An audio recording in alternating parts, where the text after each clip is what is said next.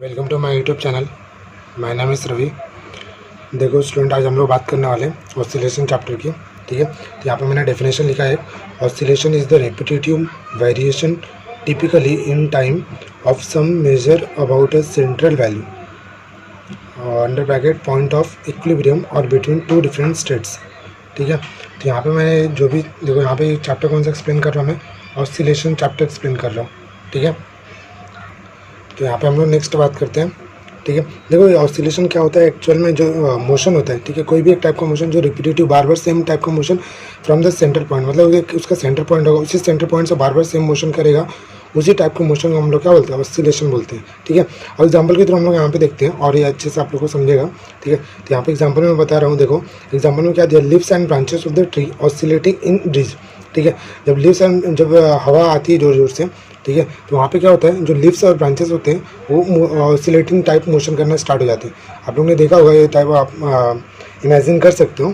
ठीक है, नेक्स्ट यहाँ पे एग्जांपल क्या है, surging piston in the engine of the car.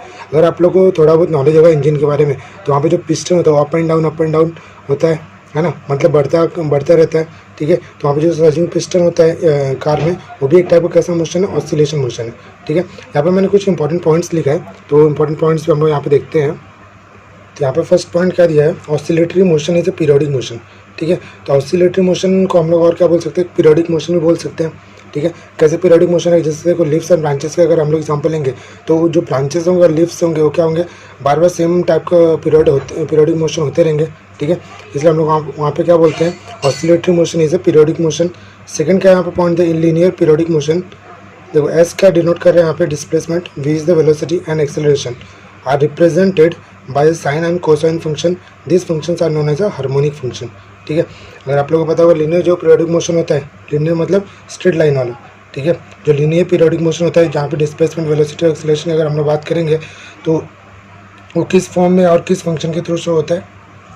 यहाँ पे मैं एक छोटा सा डायग्राम बता देता हूँ। ठीक है, साइन, ये आप लोगों को पता भी होगा, साइन कर्व क्या होता है, वो हमेशा जीरो से स्टार्ट हुआ रहता है। ठीक है, ये क्या हो गया, साइन कर्व हो गया। कोसाइन कर्व क्या रहेगा, वो हमेशा बीच से स्टार्ट होगा, ये कोसाइन कर्व होता है। ठीक है, तो यहाँ पे देखो डिस्प्लेसमेंट और वेलोसिटी हम लोग और एक्सेलरेशन, ये दोनों कर्व को हम लोग यूज़ करके शो करते हैं। ठीक है, देखो नेक्स्ट यहाँ पे हेडिंग क्या लिखा है, पीरियोडिक मोशन। अभी देखते हैं पीरियोडिक मोशन होता क्या। ठीक है, यहाँ पे जो देखो, यहाँ पीरियोडिक मोशन जो बार बार आ रहा था, यहाँ पे आप लोगों को क्लियर हो जाएगा। ठीक है, नेक्स्ट यहाँ पे हम लोग बात करते हैं पीरियोडिक मोशन की। पीरियोडिक मोशन में यहाँ पे दिया गया है, a body performing periodic motion goes on repeating the same set of movement again and again. The time taken for such one set of movement is called the periodic time. ठीक है, periodic time होता क्या, जैसे कोई भी एक motion हो रहा है। ठीक है, कोई भी एक मोशन हो रहा है, ठीक है, पीरियोडिक मोशन हो रहा है, तो उस टाइप का मोशन अगर सेम मोशन बार बार हो रहा है, ठीक है, और सेम सेट ऑफ मोशन हो रहा है, तो उस टाइप का मोशन को हम लोग क्या बोलेंगे, वहाँ पे जो टाइम लग रहा है उस मोशन को कंप्लीट करने में जो टाइम लग रहा है, उस टाइम को हम लोग क्या बोलेंगे, पीरियोडिक टाइम बोलेंगे। ठीक है, नेक्स्ट यहाँ पे देखो रोटेशनल पीरियोडिक मोशन की बात किया है, तो उसका एग्जांपल देखो देख लेते हैं। तो देखो रोटेशनल पीरियोडिक मोशन कैसा रहेगा, पहले एग्जांपल क्या दिया है, हैंड ऑफ क्लॉक। ठीक है, अगर आप लोग क्लॉक देखा रहेगा तो उसमें भी कैसा होता है, मोशन पीरियोडिक मोशन होता रहता है। मून अराउंड द अर्थ, जो मून का मोशन होता है अर्थ के अराउंड, वो भी कैसा मोशन होता है, पीरियोडिक मोशन होता है।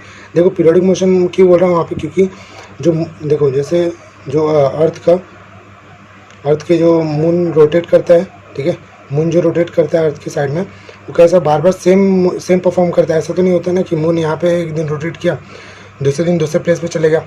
ठीक है, तो ऐसा नहीं होता है। तो यहाँ पे क्या होता है, देखो same set of motion bar bar perform कर, दैट मीन्स वहाँ पे क्या बोल सकता हूँ, जो मोशन हो रहा है उसकी वो किस टाइप का मोशन है, पीरियोडिक मोशन है। ठीक है, नेक्स्ट एग्जांपल क्या दिया, अर्थ अराउंड द सन, ये भी सेम टाइप का एग्जांपल हो गया। Next blades of the rotating fan. देखो अगर फैन देखे रहेंगे तो वहाँ पे भी ब्लेड्स लगे रहते हैं जो रोटेट करते हैं राउंड।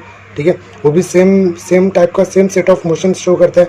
ठीक है, और एक सर्टेन टाइम में शो करता है, उसको हम लोग क्या बोलते हैं, पीरियोडिक टाइम बोलते हैं। ठीक है, आई होप आप लोग को यहाँ तक समझ में आ रहा होगा। ठीक है, नेक्स्ट हम लोग वाइब्रेटिंग मोशन की भी बात कर लेते हैं यहाँ पे। ठीक है, नेक्स्ट वाइब्रेटिंग मोशन की भी बात करते हैं। तो यहाँ पे देखो क्या दिया, when particle is repeating its motion to and fro along the same path in equal interval of time, then it is a vibrating motion. ठीक है,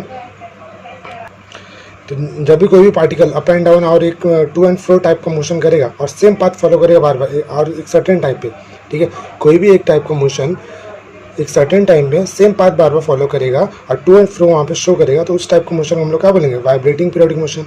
ठीक है। और देखिए एग्जांपल से आप लोग को और क्लियर हो जाएगा। ठीक है, एग्जांपल में देखिए यहाँ पे क्या दिया, सिंपल पेंडुलम। सिंपल पेंडुलम तो आप लोग को पता ही रहेगा, अप एंड डाउन सबस्टाउन मूवमेंट होता है उसका। ठीक है, next vibration of atoms in molecules, ये तो आप लोग केमिस्ट्री में पता ही होगा। ठीक है, अगर एटम्स मॉलिक्यूल्स के साथ में जब उसके साथ में अटैच होता है तो उसके पहले वाइब्रेशन वहाँ पे क्रिएट होता है। ठीक है, नेक्स्ट एग्जांपल क्या दिया, vibration of the string of a musical instrument. ठीक है, अब देखो जो स्ट्रिंग होता है म्यूजिकल इंस्ट्रूमेंट में, उसको हम लोग क्या करते हैं, पिन करते हैं, है ना। उसको थोड़ा हम लोग क्या करते हैं, थोड़ा पिन करते हैं, जिसकी वजह से उसका जो स्ट्रिंग होता है वो क्या करता है, वाइब्रेट करना स्टार्ट हो जाता है। ठीक है, उस टाइप के मोशन को हम लोग क्या बोलते हैं, वाइब्रेटिंग मोशन बोलते हैं। ठीक है, आई होप आप लोग इसके साथ में नोट्स भी अपना रेडी कर रहे होंगे। ठीक है, ऐसा मैं समझ चलता हूँ आप लोग नोट्स भी इससे बना रहे हैं। ठीक है, नेक्स्ट हम लोग नेक्स्ट डेफिनेशन की बात कर लेते हैं, जो कि यहाँ पे क्या लिखा, लीनियर एसएचएम। एसएचएम का फुल फॉर्म क्या है, एसएचएम का फुल फॉर्म क्या है, सिंपल हार्मोनिक मोशन। ठीक है, तो लीनियर एसएचएम की हम लोग बात कर रहे हैं, the motion in which object move to and fro along the straight line is called the linear simple harmonic motion. ठीक है, तो यहाँ पर मुझे नहीं लग रहा आप लोगों को कुछ एक्सप्लेन करने की जरूरत है, सिंपल डेफिनेशन आप लोगों को समझ में आ रहा होगा। ठीक है, नेक्स्ट यहाँ पे एग्जांपल क्या दिया, ऑसिलेशन ऑफ पेंडुलम। ठीक है, यहाँ पे अगेन एग्जांपल देता है ऑसिलेशन ऑफ पेंडुलम का, ये सब भी आप लोगों ने पढ़ा ही होगा। ठीक है, नेक्स्ट हम लोग देखो यहाँ पे बात कर लेते हैं लीनियर सिंपल हार्मोनिक मोशन। यहाँ से हम लोग थोड़ा डेरिवेशन स्टार्ट करेंगे। ठीक है, कैसा वर्क हो रहा है डेरिवेशन यहाँ पे स्टार्ट करेंगे। तो यहाँ पे मैं एक एग्जांपल बता देता हूँ आप लोग को। ठीक है, यहाँ पे एक एग्जांपल मैं बता देता हूँ। देखो जैसे मेरे पास कोई भी एक स्प्रिंग है। ठीक है, स्प्रिंग फॉर एग्जांपल ऐसा कुछ दिया है। ठीक है, ये उसका एक ऐसा स्टेबल पोजीशन है। ठीक है, एक ऐसा स्टेबल पोजीशन है, और इसको मैं एक काम करता हूँ, नीचे बना लेता हूँ। ठीक है, एक मेरे पास स्प्रिंग है, उसका स्टेबल पोजीशन ये गिवन है। ठीक है, अभी देखो इसी स्प्रिंग को अभी मैं क्या कर रहा हूँ, उसके अंदर स्ट्रेच कर रहा हूँ। ठीक है, मतलब उसको टेंसल अप्लाई कर रहा हूँ, तो क्या होगा, थोड़ा स्ट्रिंग आगे जाएगा, है ना। अभी इसी स्प्रिंग को मैं क्या करूँगा, कंप्रेस करूँगा। ठीक है, कंप्रेस करूँगा, थोड़ा और नज़दीक में चले जाएगा, है ना। कंप्रेस होगा मतलब छोटा हो जाएगा वहाँ पे। ठीक है, अब अगर देखो हम लोग यहाँ पे बात करने वाले डिस्टेंस की। ठीक है, तो यहाँ पर हम लोग डिस्टेंस की बात करने वाले हैं। तो ये जो डिस्टेंस है, ठीक है, ये जो डिस्टेंस है उसका स्टेबल पोजीशन है। ठीक है, यहाँ पे जो फोर्स लग रहा है, इस पॉइंट पे जो फोर्स लग रहा है वो क्या फोर्स है, जीरो फोर्स है, क्योंकि मैंने उस पर फोर्स ही नहीं अप्लाई किया। जो नॉर्मल स्प्रिंग जैसे रहता है वो स्प्रिंग वहाँ पे बना हुआ है। ठीक है, नेक्स्ट में देखो अभी मैं क्या कर रहा हूँ, यहाँ से स्प्रिंग का जो एंड वाला पार्ट था उसको पकड़ा मैं और यहाँ तक खींचा। ठीक है, अभी देखो ये क्या हो गया, यहाँ से डिस्प्लेस कर दिया, है ना, इतना उसने डिस्प्लेस किया। तो let's say this displacement will be x. ठीक है, नाउ नेक्स्ट वन यहाँ पे देखते हैं हम लोग। अभी देखो इसी स्ट्रिंग को मैं क्या कर रहा हूँ, उसके ऊपर फोर्स लगा रहा हूँ। ठीक है, और उसको क्या किया मैंने, कंप्रेस किया। कंप्रेस करने के बाद भी देखो यहाँ से कंप्रेस करने के बाद भी वो क्या हुआ, थोड़ा अंदर साइड शिफ्ट हो गया। ठीक है, ये भी डिस्प्लेसमेंट को मैं क्या अज्यूम कर रहा हूँ, एक्स अज्यूम कर रहा हूँ। ठीक है, अगर मुझे यहाँ पे स्मॉल हेडिंग लिखना है तो ये कैसा पोजीशन है, रिलैक्स पोजीशन है। ठीक है, ये कैसा पोजीशन, रिलैक्स पोजीशन। यहाँ पे क्या किया मैंने, उसको स्ट्रेच किया है। ठीक है, नेक्स्ट यहाँ पे क्या किया मैंने, कंप्रेस किया है। ठीक है, ये कंप्रेस पार्ट है। तो यहाँ पे मुझे क्या मालूम पड़ रहा है, देखो यहाँ पे एक टाइप का मैं फोर्स अप्लाई कर रहा हूँ, राइट है कि नहीं। ठीक है, यहाँ पे मैं एक टाइप का फोर्स अप्लाई कर रहा हूँ। फोर्स मैं कब तक अप्लाई कर रहा हूँ, एक सर्टेन डिस्टेंस तक अप्लाई कर रहा हूँ, जो कि किससे डिनोट कर रहा हूँ मैं, स्मॉल एक्स से।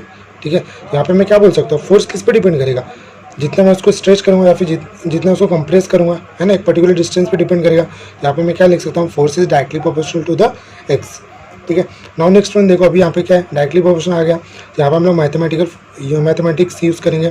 ठीक है, मैथमेटिक्स कैसे यूज़ करेंगे, देखो यहाँ पे एफ इजिकल्स टू क्या आ जाएगा, देखो यहाँ पे इक्वल टू आ जाएगा, है ना, यहाँ पे इक्वल टू आ जाएगा। अभी देखो कभी हम लोग डायरेक्टली प्रोपोर्शनल को रिमूव कर रहे हैं तो वहाँ पे इक्वल टू लिखेंगे तो एक कांस्टेंट वैल्यू पुट कर दे, जिसको मैं यहाँ पे क्या लिख रहा हूँ, के लिख रहा हूँ।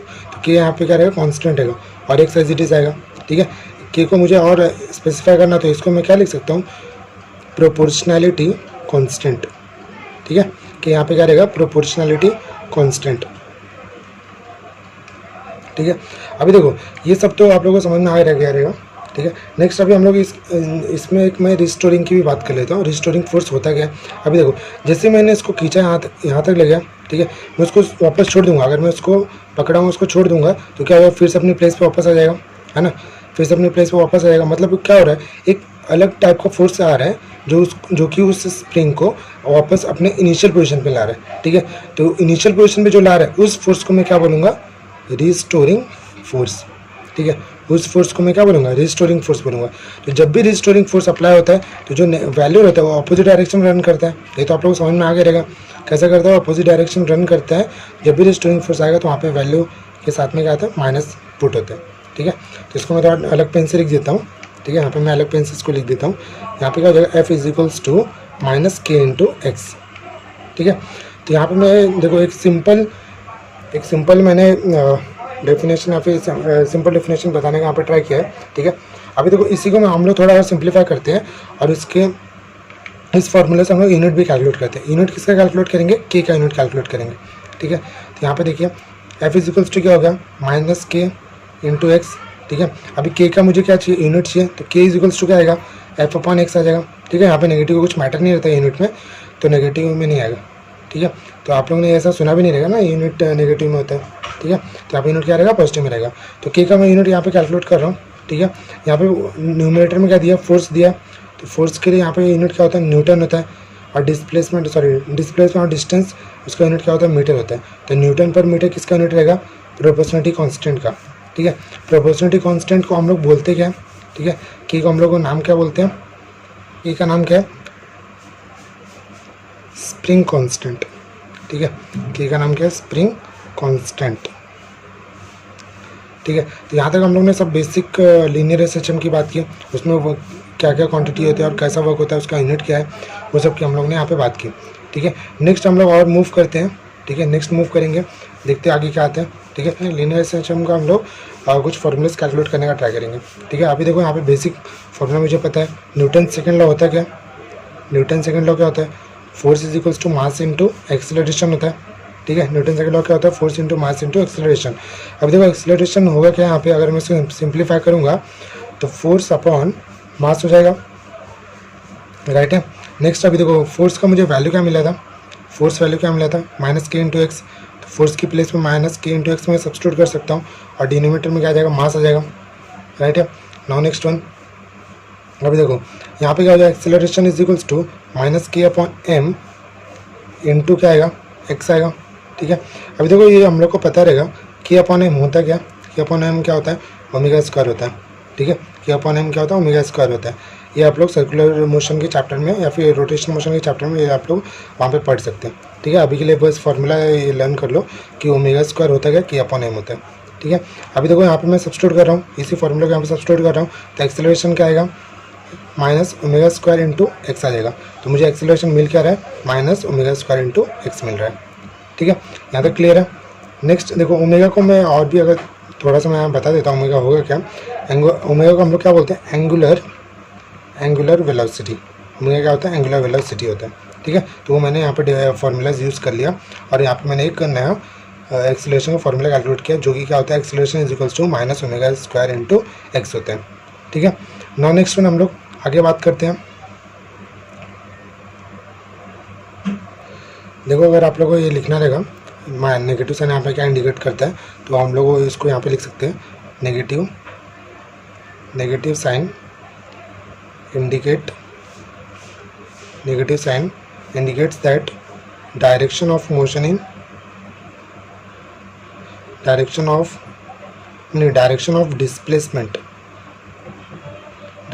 displacement in opposite। ठीक है, तो नेगेटिव साइन ये इंडिकेट करता है यहाँ पर। ठीक है, नाउ नेक्स्ट हम लोग देखो नेक्स्ट बात करते हैं differential equation of linear SHM की। तो यहाँ पर हम लोग नेक्स्ट बात कर रहे हैं डिफरेंशियल। ठीक है, तो यहाँ पर हम लोग क्या बात करने वाले, differential equation of linear SHM की। ठीक है, तो यहाँ पे लीनियर एसएचएम वो तो आप लोगों को बता दिया मैंने। ठीक है, यहाँ पे डिफरेंशियल इक्वेशन कैसे कैलकुलेट करते हैं हम लोग वो यहाँ पे देखेंगे। ठीक है, तो यहाँ पे देखो लास्ट टाइम में मुझे मिला क्या था, लास्ट टाइम मुझे क्या मिला था, इस इक्वेशन में क्या मिला था, एक्सेलरेशन मिला था, राइट है ना। एक्सेलरेशन क्या मिला था, acceleration is equals to minus omega square into X मिला था। ठीक है, नाउ नेक्स्ट वन हम लोग आगे देखते हैं। ठीक है, यहाँ पे नेक्स्ट वन देखते हैं हम लोग।